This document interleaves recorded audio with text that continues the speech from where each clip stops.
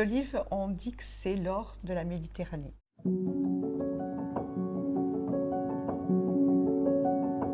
Tout simplement, c'est une matière grasse qui est extraite de l'olive.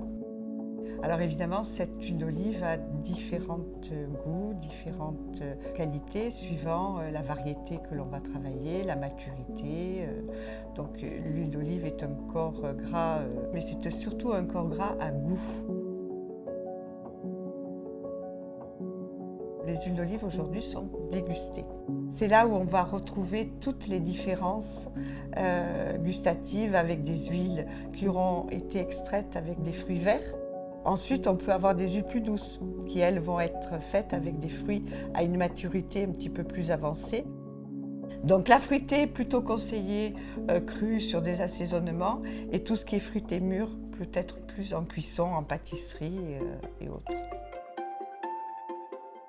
Dans le mode de fabrication dite continue, les olives sont lavées.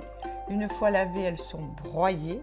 Ensuite, elles sont malaxées dans des malaxeurs pour les monter à température de 27 degrés. Ensuite, cette pâte va être centrifugée de façon à séparer bien les trois matières, la matière solide et les deux matières liquides que sont l'eau et l'huile.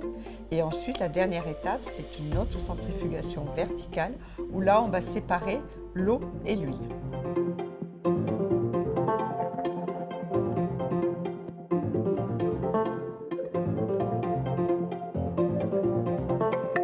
On ne peut parler de cuisine méditerranéenne que si l'on utilise l'huile d'olive.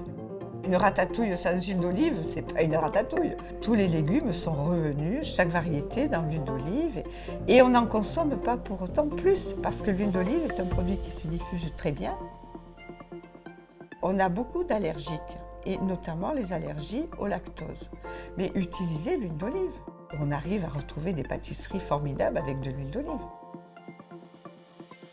C'est un fruit qui n'est pas très beau, qui est infect.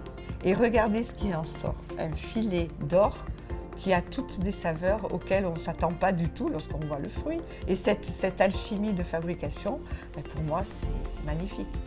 C'est la Méditerranée dans notre assiette, c'est la magnificence d'un goût, puis c'est des hommes et des femmes derrière, comme tous les produits agricoles. Et en plus, c'est bon pour la santé. Donc la cuisine, c'est une idée de partage, de découverte. Ça doit être fait avec la passion et l'idée de faire découvrir des nouvelles choses, des nouvelles saveurs et notre personnalité aux personnes à qui on va partager ce repas.